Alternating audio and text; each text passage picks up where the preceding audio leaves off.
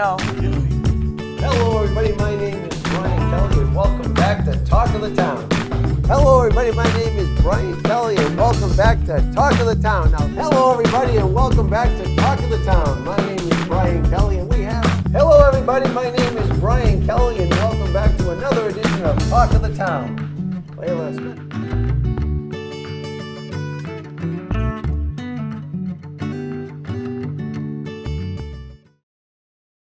Hello everybody, my name is Brian Kelly and welcome back to Talk of the Town.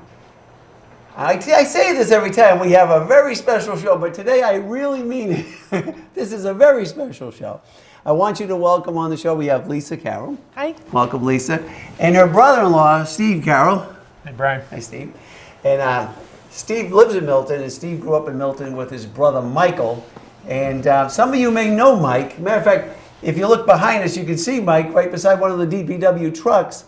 Mike grew up in Milton and has worked with the DPW probably how many years, you think, Lisa? About 30 years now. About 30 years. I didn't really know Mike that well, although I work in the same building as his brother Steve here in Milton, and when his brother came to visit, I would often see him and say hello.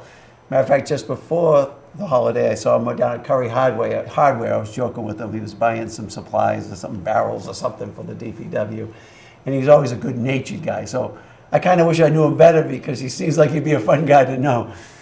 But Mike had an accident, and maybe, Lisa, maybe you can share what happened to Michael and when this happened. Mike was cutting down a tree, and he was up in the tree, and a limb just went a different way than he had expected it to go. And he thought he could hold on to the tree, but he wasn't able to, and the limb hit him. And hit him in the back of the head and knocked him out of the tree.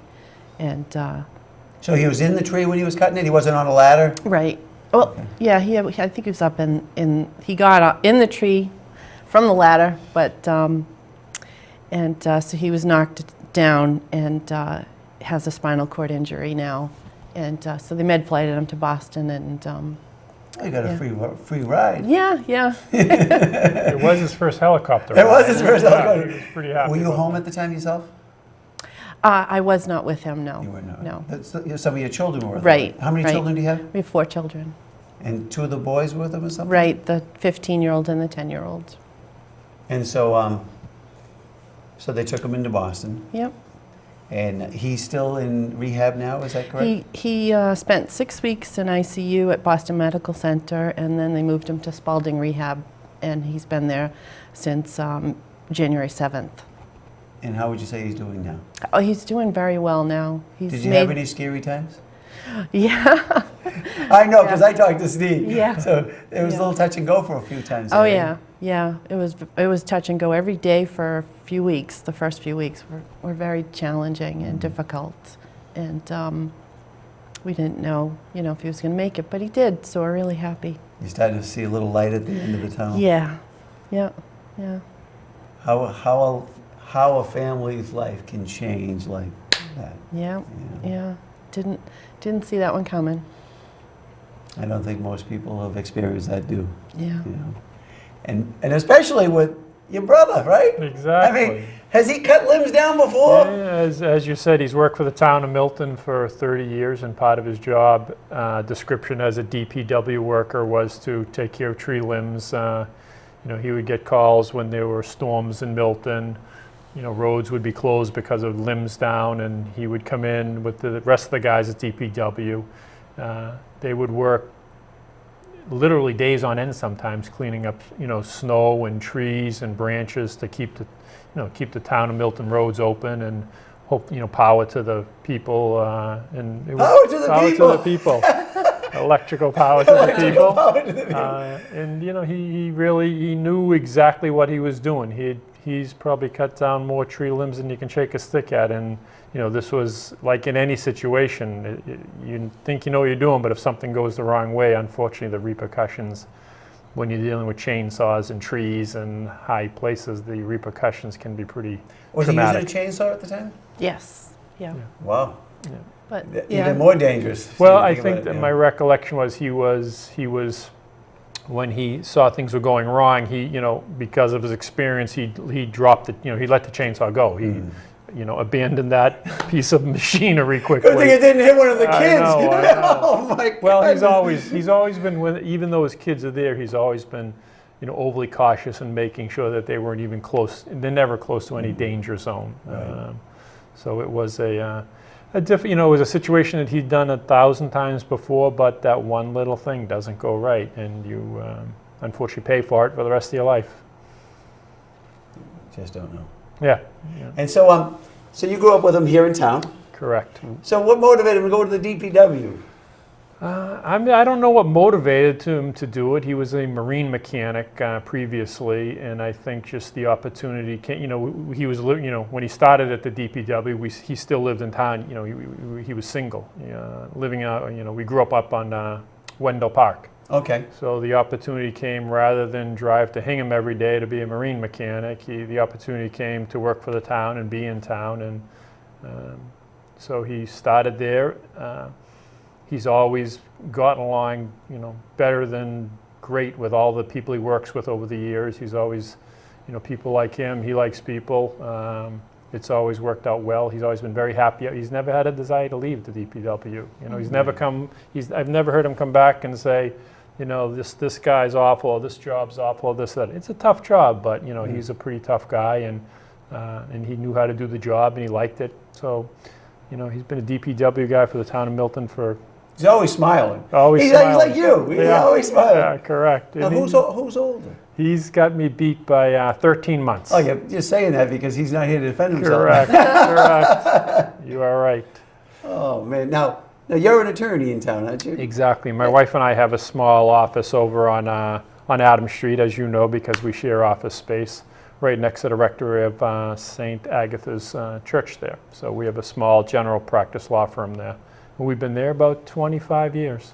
You do some personal injury cases and things My like wife does almost exclusively personal injury cases. that? And you don't have a case No, here. we don't have a case. Oh, man. It's bad enough to make a mistake, but when you can't even... You can't even put a case not together. even a on it. case. Yeah. Oh my God, Mike! Come on, if he sees this, Mike, what's the matter with you? Correct. Yeah. Oh man. Yeah. So share with us. What were your thoughts, and what are some of the concerns you have? I know I saw a GoFundMe page. So what are some of the goals with that? Who set that up anyways? My sister. Your sister set that up for you? Yeah, she did, and it was very thoughtful of her to do that.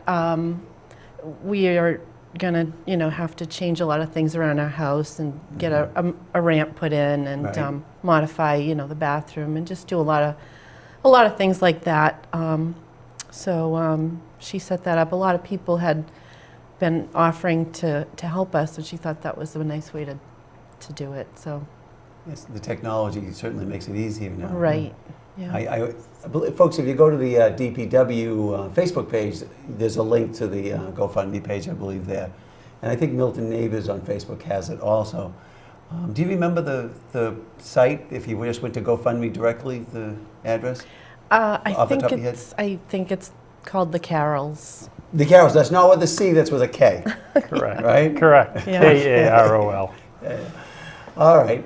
And so, so he's in the hospital, and all of a sudden your Christmas wasn't quite as merry as maybe many past. Right. It was very different, but our kids have really pulled together, and So one girl and 3 boys, is it? one girl and 3 boys, and our oldest got a tree, and the younger kids decorated the house, and I was in with Dad a lot, and so we A made lot. What's a lot? Like almost all the time. Every day, would that be kind of right? it. Yeah. And I believe Steve was at your side quite a bit of that time. Yeah, he was. He was very helpful, very helpful, because it was a really tough time to get through, and there were a lot of decisions to be made, and he was, someone that I leaned on quite a bit, because Mike wasn't there for me to lean on. So, so Steve was there, so it was great. Has his spirit come back a little bit? Is he seen a smile on his face now? Yeah. I'm sure All the nurses at Spalding and even at Boston Medical, they say that his smile just lights the room up, and they love to be his nurse, and he's a great patient, and he has a great attitude, and he's really working hard at his therapy, trying to get all the strength and mobility back that he can get. So his arms have some, but not full Right, now. right. So they're trying to help him get that going. Yep.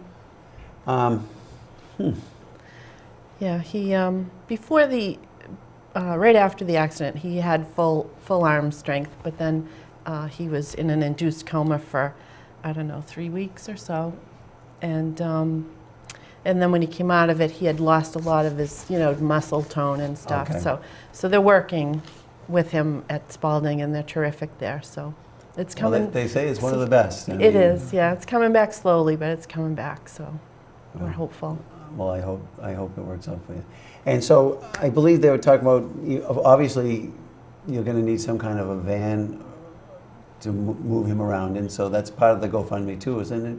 I think they wanted to maybe get some kind of a handicapped accessible vehicle. Yeah, Is that the thought? That's the thought. I mean, it's kind of new, so we don't really know exactly what vehicle Right. we'll need, but we will most likely need to make a lot of You won't fit adjustments. in his car. Oh, what? His old Corvette. That's right. I still have that. I'm still zipping around town now and then during the summer with the Corvette. Well, Mike, you said he was a marine mechanic, so he's a boater, right? He's a bit of a fisherman, I think I read. Yes, yep. He loves outdoors. I think that was a lot of the reason that he loved the job at the DPW, being outside all the time. Like as a Turner's Pond, you mean? No. The Ed Baker fishing tournament? Was that it? I don't think so. Okay. But yeah, loves to fish, loves to boat, loves to be outside, and so we're hoping that he can still do some of those things, and we'll just Sure. have to do them a little bit differently than we did before, but we'll get to Might do. need a little more help Yep. than usual, but. So, folks, if you're a friend of Mike's, listen up. You might be called upon. You might have to go fishing with him. I give him a hand. You know what I mean? Yeah. But, geez. So, what are your thoughts going forward? Just really, Mike's working really hard, like I said, at therapy, and hopefully he'll be home in March 17th right now. Is that the goal? That's the St. goal. Patty's Day. Yeah, yeah. And so we hope when we get him home that we'll all be, a lot more happy to be together, and he'll have to just keep working at the therapy. And we'll be there to help him. Well, folks, I hope that you do take a moment and help this family out. Obviously, he's not working, and were you working a full-time job prior to this? I'm a part-time school bus driver, and I'm so still. You're still able to kind of work that in and I still just get went in back see to him? work, You just went a back. few weeks ago, and so I love my job. So And were they good to you? oh, they were terrific, very, very supportive, Mm-hmm. and and they still are. So I have And a lot your- of nice friends. And your daughter's in college, right? She's a University? freshman. She's a freshman. Yep. So you get a lot of things happening. Yeah. We take for granted so much. I mean, we just lost a school teacher in Milton this week. Well, last week. Oh, They just yeah. buried her this week, and I mean, you don't know. Tragedy can be around the corner. Fortunately, Mike's still with us. Yeah. You know what I mean?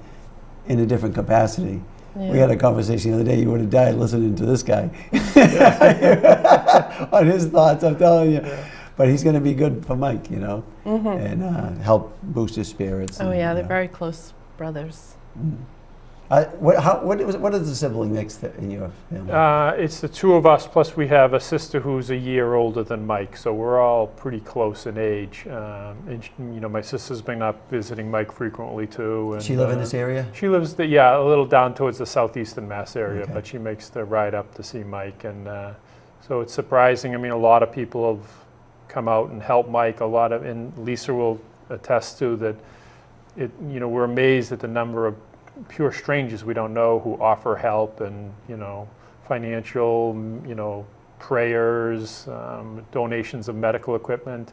It's been really enlightening for us to even see the generosity of pure strangers, much less the town of Milton. I mean, the fire department has been offering to help, the police department, the DPW is doing everything they can to help them. So, I mean, it's amazing the amount of people out there willing to help, Mike, and to some degree pure strangers that come out and help. And so that's part of what, we want to thank everyone for all they've done so far. Certainly the nurses and doctors at the hospital did outstanding work, and everyone just keeps working forward for Mike. And Mike's paying it back he's putting in the effort too. He's working to get better and to live the best life he can, which will be a good life once he gets out of rehab.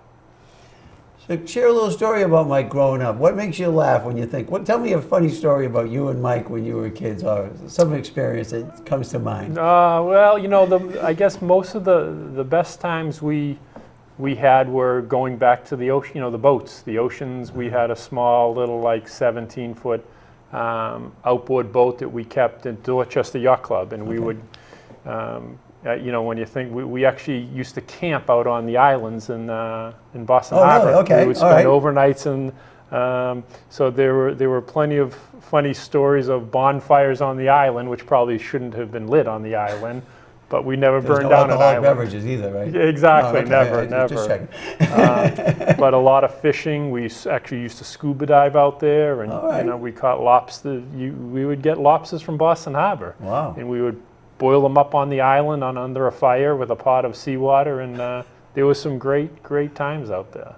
But that's Mike. That's the ocean and swimming and boating and fishing. So He just loves it, huh? Yep, and you know what? All that he understands, and we understand, pretty much all that he could do again. I mean, Sure. even with this, the burdens he'll face and the crosses he'll bear, but he'll be able to do 95% of the things he did before and enjoy them just as much. We're sure he will. Excellent. Well, that's great. Okay. You have any old stories you want to share with us? I, Where did you meet Mike?